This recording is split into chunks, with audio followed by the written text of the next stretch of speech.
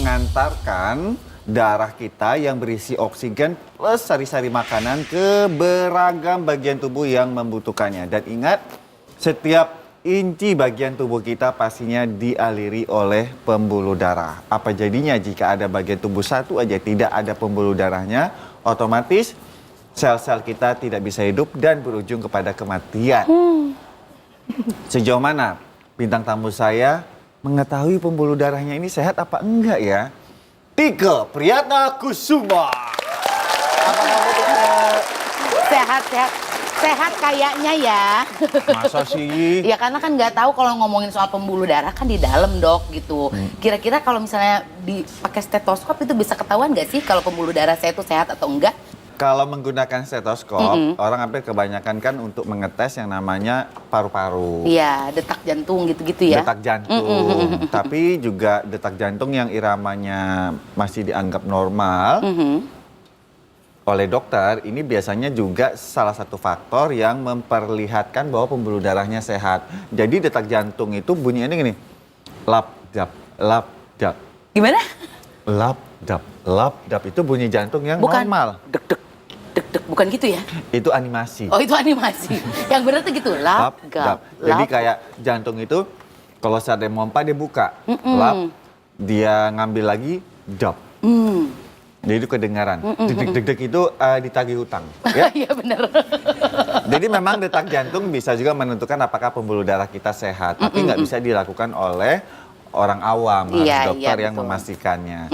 Ini dikarenakan pembuluh darah kita tuh fleksibel dan elastis kan, Tike ya. Jadi kalau isi pembuluh darah itu adalah plak akibat gaya hidup nggak sehat seperti mengkonsumsi makanan yang tinggi lemak salah satunya, kurang beraktivitas, bisa memiliki beragam resiko loh. Iya betul. Nah, salah satunya adalah kalau misalnya di sini nih ada anatomi tubuh nih. Kita sambil ngetes penonton juga ya. Boleh. Kalau ada gangguan pada pembuluh darah, akhirnya tidak elastis, tidak fleksibel, terjadi penyumbatan. Kalau penyumbatan itu di otak, bisa berisiko terjadi apa? Stroke. Pintar. Kalau di paru-paru jadi apa? Pembengkakan. Iya. Ujung-ujungnya sesak napas. Oh iya, ngap gitu jadinya ya dok ya? Beda kalau ngap. Oh ngap beda lagi? Ngap biasanya Sesak sama kekenyangan. ngap kayaknya sama aja kalau ngap. Kalau di jantung, ini biasanya serangan jantung. Serangan Jadi jantung, kita tandain ya. Ini berarti kalau di otak aku simpen sini ya? Ulangin Tike, silahkan. Kalau ada penyumbatan di otak, berarti tandanya itu akan stroke, betul ya? Ya, akibatnya stroke. Akibatnya stroke. Paru-paru, Mana paru, Tike?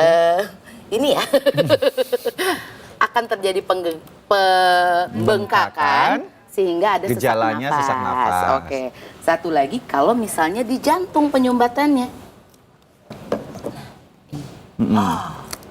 Ini yang mengakibatkan serangan jantung. Kematian mendadak. Wow. Jadi kalau Itu, direntetin kayak stroke, kematian mendadak, serangan jantung, sesak napas, pembengkakan pada paru-paru, bisa aja berawal dari bahkan penyebab terbanyak adalah tidak elastisnya si pembuluh darah. Penyebabnya apa? Balik lagi masalah gaya hidup kita. Tapi saya mau ngetes Tike lagi nih. Aduh, Kira-kira tes penyebab umum dari gangguan kesehatan pembuluh darah kita apa aja? Atau penyakitnya akhirnya berdampak apa aja? Aduh dokter. Hanya kenapa? Saya tanya penonton deh ya kayaknya. Lah. Penonton bisa bantu nggak kira-kira tuh apa tuh yang bisa menyebabkan itu tuh tadi? Penyebabnya apa? Ayo. Penyebabnya apa? Apa? Usia, ibu, darah tinggi, kolesterol, makanan berlemak. Pinter banget sih yang nonton dok. Katanya kolesterol, usia, terus juga makanan berlemak sama tadi darah tinggi. Iya, nama juga penonton setia Dr. Os Iya, Indonesia ya. Jadi memang beberapa penyebab yang sudah disebutkan oleh Tike dan penonton tadi itu tepat pemirsa ya. Usia tidak bisa dipungkiri ini mengakibatkan kesehatan pembuluh darah menurun karena proses radikal bebas yang masuk Iya, setiap betul. detik, setiap menit, setiap jam. Lalu tadi adalah kayak beberapa jenis makanan tinggi kolesterol, Iya, tinggi betul. lemak jahat, lalu penyakit seperti hipertensi atau darah tinggi, penyakit diabetes, ini biasanya berdampak pada keelastisitasan si pembuluh darah akhirnya berujung kepada bisa sampai kematian. Aku setuju banget sama dokter. Nih kalau kita ngomongin soal kolesterol nih ya. Selain tadi kebiasaan-kebiasaan baik yang dibilang sama dokter, aku juga imbangi dengan rutin mengkonsumsi omepros. Ini adalah suplemen dengan perpaduan asam lemak esensial yang lengkap. Ini berasal dari salmon oil dan juga organic vegetable oil yang efektif menurunkan kadar kolesterol jahat di dalam darah. Nah, selain itu di dalam Omepros itu terdapat black currant seed oil yang tinggi GLA atau GLA ya, yang bermanfaat sebagai antiinflamasi untuk mencegah peradangan di pembuluh darah.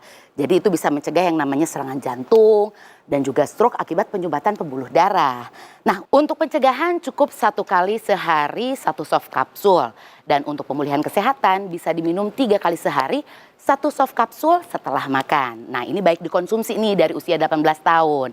Nah, kalau lagi sedang mengkonsumsi obat-obatan dari dokter, tinggal kasih jeda 1 sampai dengan 2 jam. Nah, ingat pemirsa ya, mencegah itu lebih baik daripada mengobati. Makanya ayo jaga kesehatan pembuluh darah dengan pola hidup yang baik dan tentunya minum Omepros. Suplemen sehat bantu kurangi lemak darah.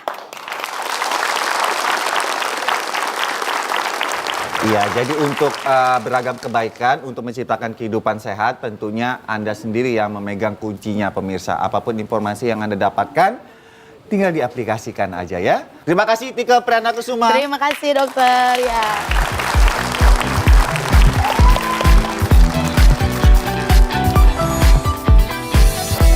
Konsumsi bawang putih sebabkan bau badan. Fakta kesehatannya sesaat lagi. Untuk mengurangi keluhan seperti infeksi tenggorokan, kayak rasa nyeri nelan.